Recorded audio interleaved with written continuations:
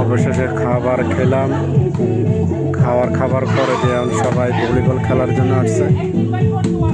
আমাদের রেফারি হচ্ছে সালাউদ্দিন কাদের চৌধুরী রেফারি।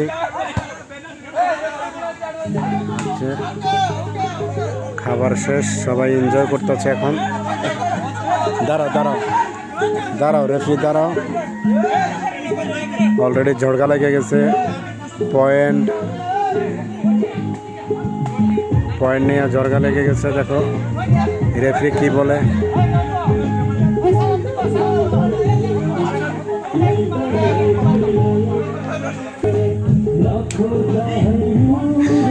হ্যাঁ রেফারি